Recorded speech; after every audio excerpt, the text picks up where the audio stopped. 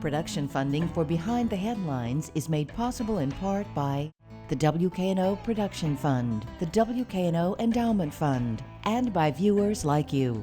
Thank you.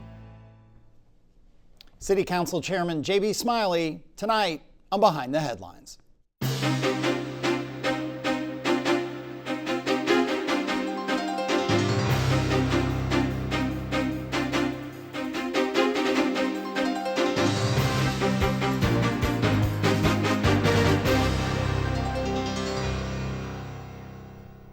I'm Eric Barnes with the Daily Memphian. Thanks for joining us. I am joined tonight by City Council Chairman J.B. Smiley. Thanks for being here again. Oh, I'm looking forward to it. Good. Along with Bill Dries, reporter with the Daily Memphian. We'll talk today about a whole lot of stuff. What's going on with MATA, what's going on with the property tax and other tax increases. We'll talk a bit about crime, C.J. Davis. We'll talk about some of the other smaller stuff if we have time that we get to. Small but important stuff that council deals with. But we wanted to start with the referendum around gun restrictions that's now ended up in court and in a big feud with the state. And so I'm going to start with Bill, just give us a quick synopsis of the year and a half history or so, history of this gun referendum, and then we'll talk to the council. All right. Well, the ballot question, the gun referendum was originally scheduled to go to voters on the August ballot. The council has to, in order to do that, has to pass an ordinance, 3 votes on it or 3 readings on it. Long story short, it didn't go in August. The decision was made to do it in November, which is the election cycle that has consistently the highest voter turnout of any election cycle.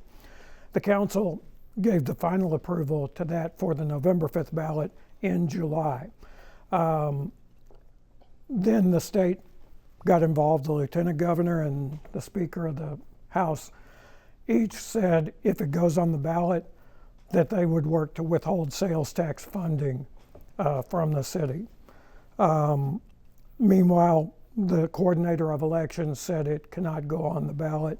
The city council filed suit on August 30th on this. It went before Chancellor Melanie Taylor Jefferson at a September 11th hearing, and she ordered that the item be put on the ballot for November 5th. And let me briefly summarize the ballot, because not everyone is paying as close attention to this as we are, but there are 3 questions that are on the referendum that I'll summarize as require a handgun carry permit for guns in the city, banning the possession of assault rifles without a handgun permit, and even then they'd only be allowed on the individual's own property or at a shooting range, and allowing seizure of guns if there's an extreme risk protection order in place. Absolutely.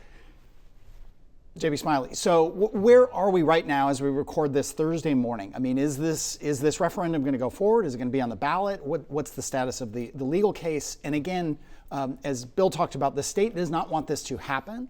And whether or not they can legally stop it, they have a tremendous amount of leverage over all cities and towns in Tennessee. And they are certainly talking about the leverage they have of sales tax money and other money in Memphis. Well, first, thank you for having me. Thank you for that synopsis, Bill. Where we are now is going on the ballot. And the position has been pretty consistent when you talk about where people of Shelby County are. You can talk to some of my Democratic colleagues, well, all of them, they're going to tell you Shelby County is just different. If you talk to some of my Republican colleagues, they're going to say Shelby County is just different. If you talk to the business leaders in the community, they're going to say Shelby County is just different. You talk to the county commission who passed a resolution in support of this referendum. You talk to the school board who passed a resolution in support of this referendum. Everyone in Shelby County understands if you truly want to reduce crime, you want to address gun violence in our communities, you want to address car break-ins in our community, you limit the amount of guns, illegal guns, on the streets of the city of Memphis. And that's what we're seeking to do. Do you think if it passes, and the surveys tend to show, and I think virtually everyone we've had at this table, I mean, that some amount of restrictions are desired by the population, as you just said. But legal folks have said this has very little chance of going into effect. The state can, separate from the leverage of money and sales tax and so on, they're going to win in court any fight if this referendum passes. Well, so I do want to be clear about this.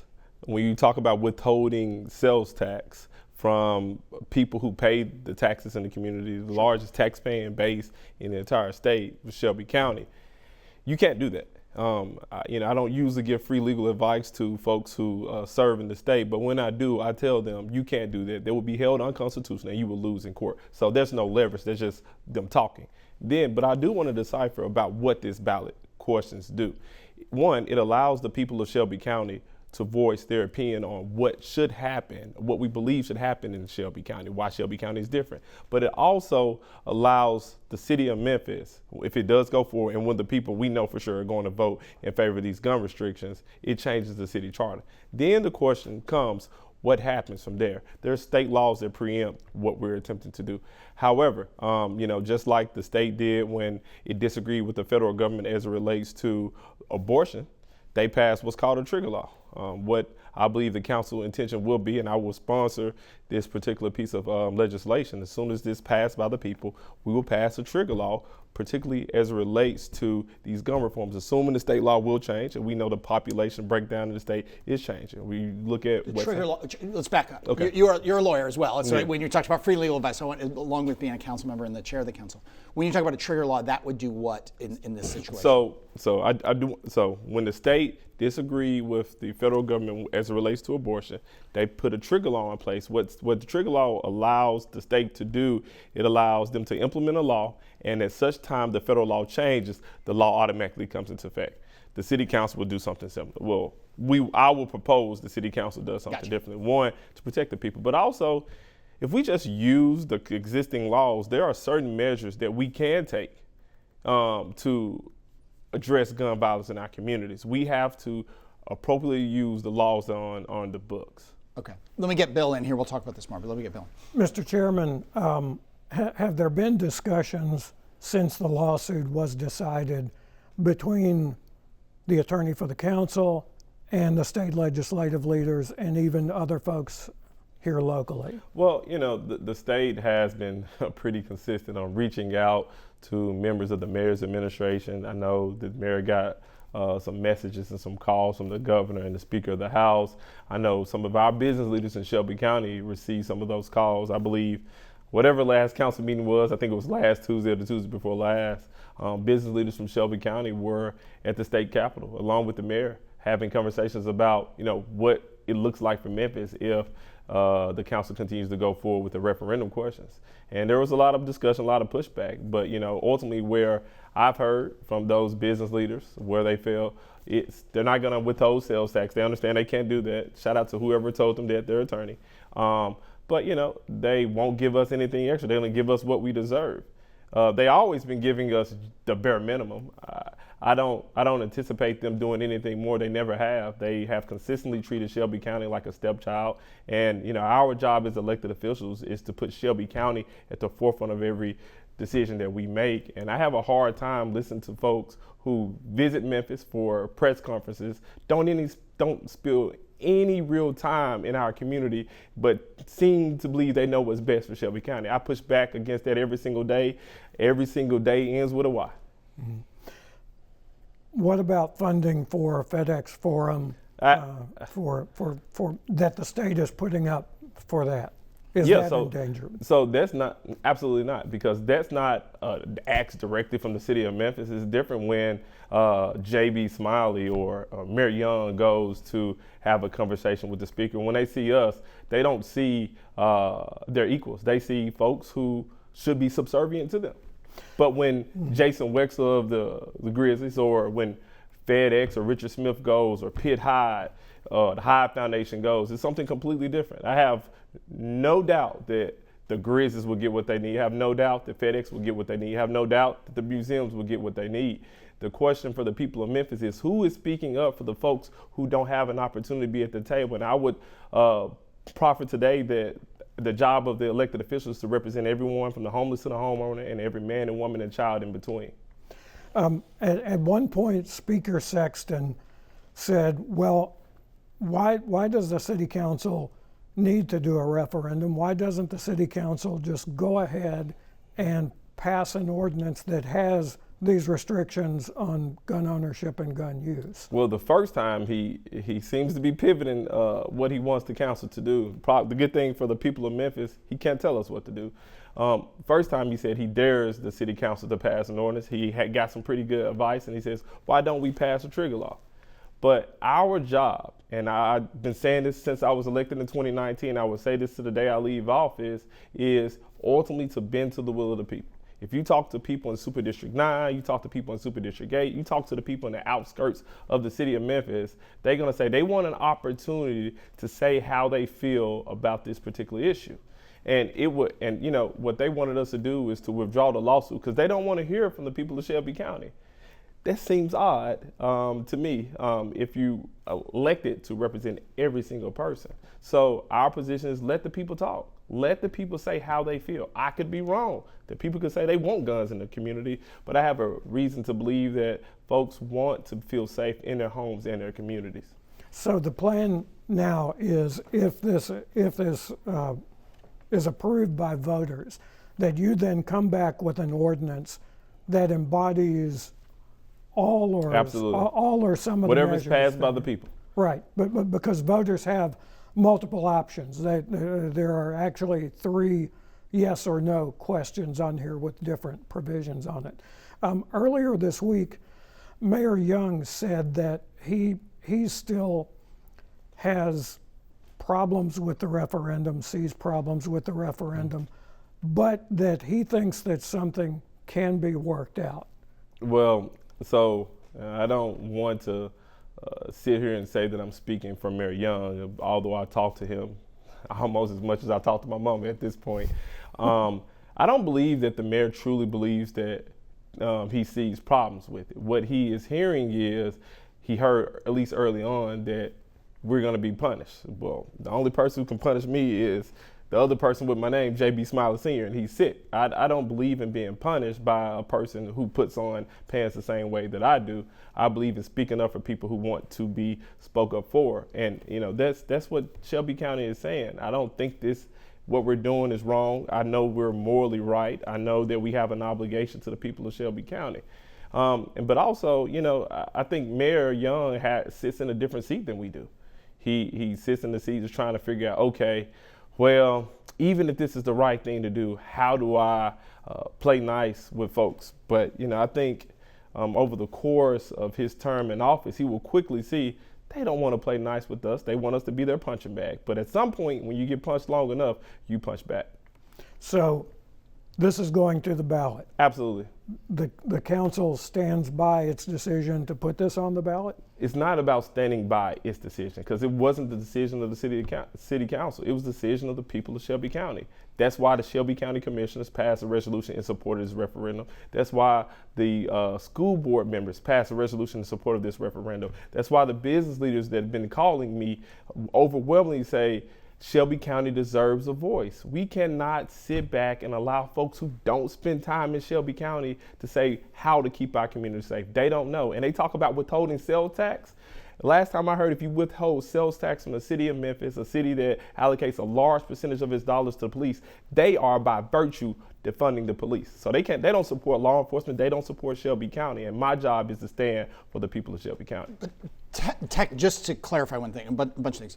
Technically, the only way the question could be removed from the ballot is by the city council. Absolutely. Well, it is. It's Thursday morning. It's Thursday morning at 10 a.m. I don't even know if we have the ability to remove it at this point. Okay. I think it's already been processed. Those other, I just want to clarify. Those other votes were in support, but they were not binding legal. We're not votes. binding. They saying we appreciate what you're doing. We're standing in support and in solidarity with you. Are there other cities in Tennessee, cities or towns, that have passed local laws like this? No, but they're calling.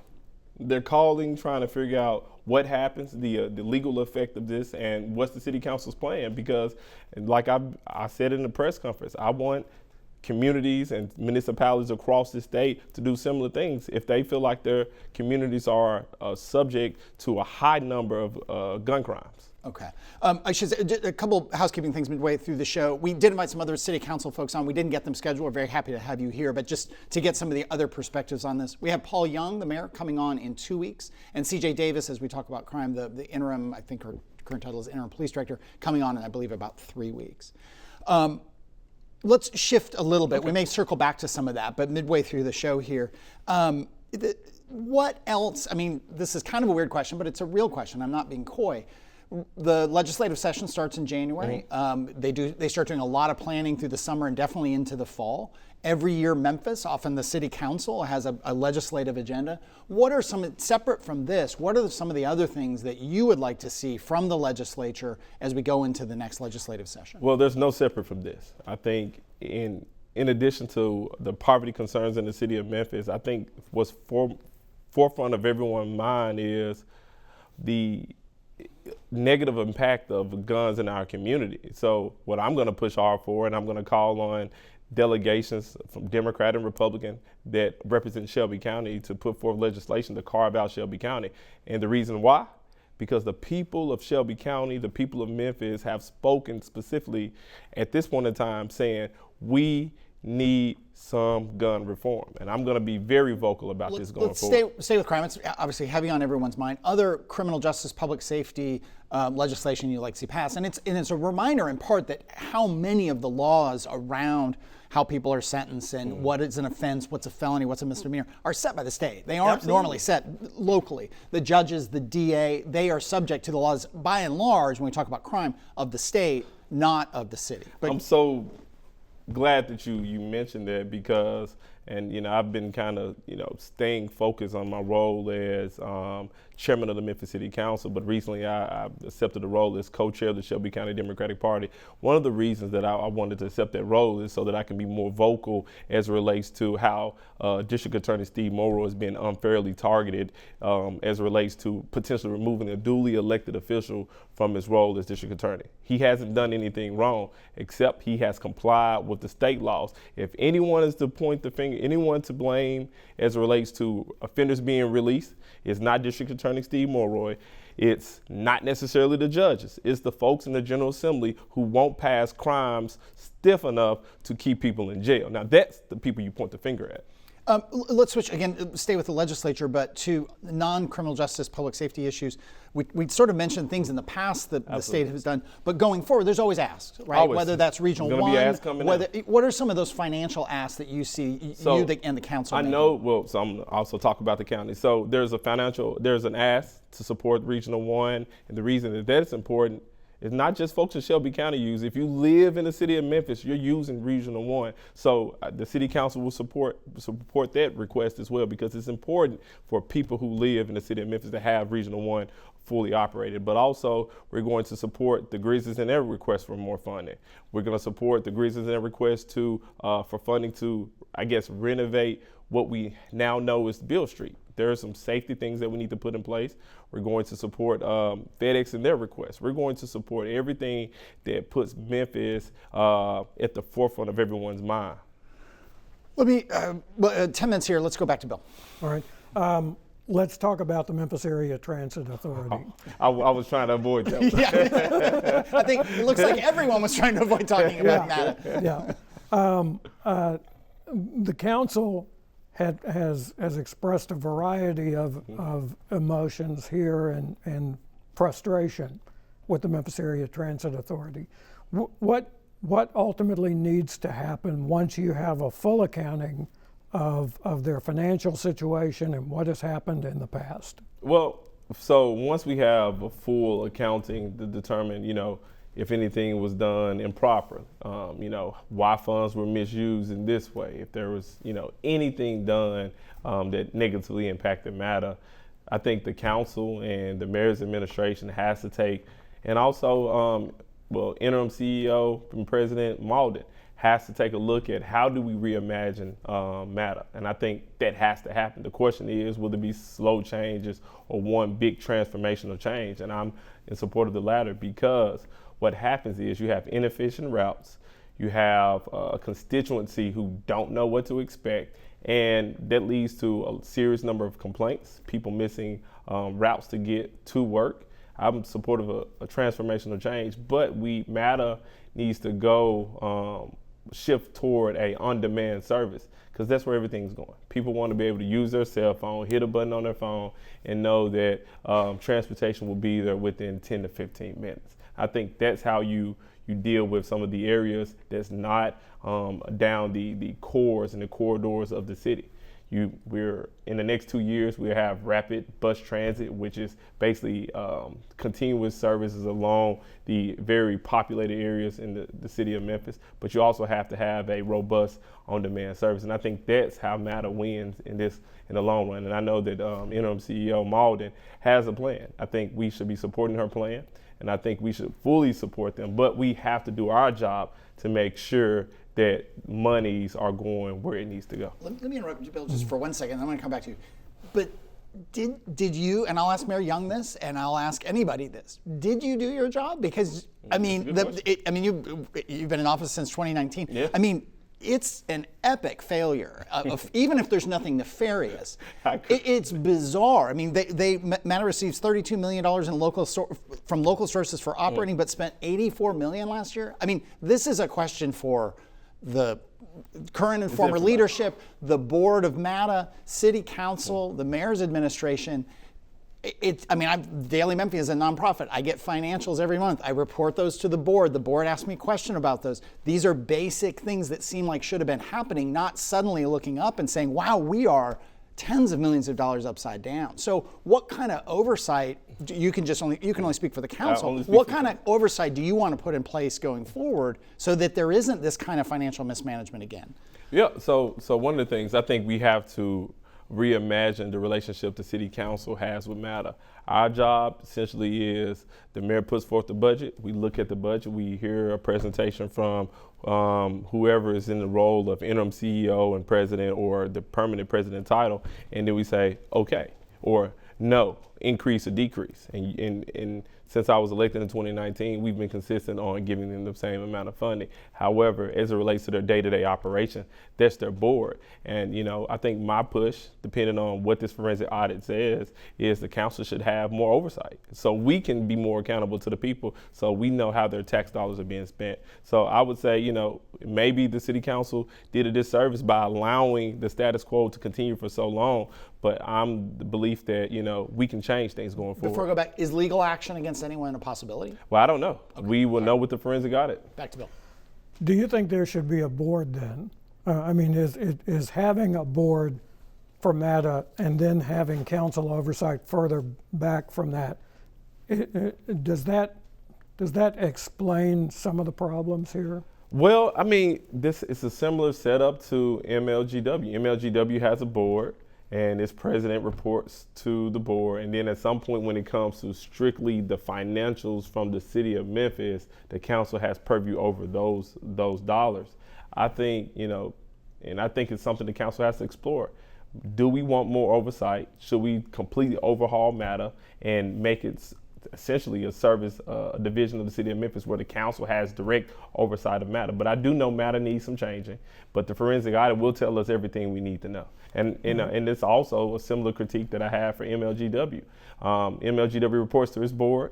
We approve financials, but President McGowan has been more forthcoming than the previous folks in that role, because the council said, look, we got to know more. Mm-hmm. To be fair, with MATA, not just in this situation, but before this, there was a great tendency to say, well, just blow it up and start all over.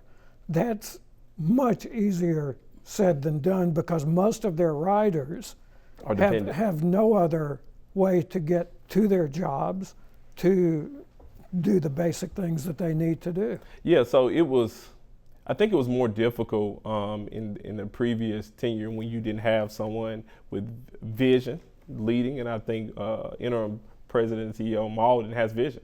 She understands, she's in a tough position. She inherited an organization that's been going through some significant problems for a very long time. I'm 37. It's been going through problems at least for the past 25 years from some of the folks I've been talking to. She has vision. We're going to support that vision, and that vision will put people in a better position. It may hurt a little bit. Just a minute and a half left here. We were hoping to have the Bakara Malden, the interim CEO, on next week. I think she was asked by the city council not to talk to the media until they got It wasn't me. It wasn't you. I'm not pointing at you. But we hope to get her on down the road. When results on the forensic audit? Well, Mayor is hoping we have results within the next month or two. We could do a whole show on this, but we got 90 seconds. You all passed a 49-cent property tax increase back, for this year's budget, a $12 increase in the solid waste fee, some increases in auto registrations. Do you worry about the potential impact both to individuals and businesses and economic growth from those tax increases? I worry every single day. I think that's the burden you have when you choose to live a life of public service. I wonder the impact that every decision that I make has on the community, whether it's public safety, whether it's this referendum, whether it's MATA, whether it's increasing fees. But to be clear, I didn't vote for, only fee that I voted for was solid waste because I believe that folks need the ability to make a living wage when they're doing service for the people of Memphis. That's all the time. We could talk again for another 26 minutes. We appreciate you being here. I'll remind everyone, because the referendum stuff is kind of fast moving and some of these other issues. We recorded this on Thursday morning. Thank you, Chairman Absolutely. Smiley. Thank you, Bill. Coming up, as I mentioned, in a couple weeks here, we've got Paul Young, the mayor of Memphis. A week after that, we've got Chief of Police C.J. Davis. Next week, we'll be repeating our show with a really great interview we had with Marie Fagans, the relatively new superintendent of Memphis Shelby County Schools. You can get all of our past shows at WKNO.org, The Daily Memphian, or go to YouTube and search for Behind the Headlines. But that's all the time we have this week. We'll see you again next week.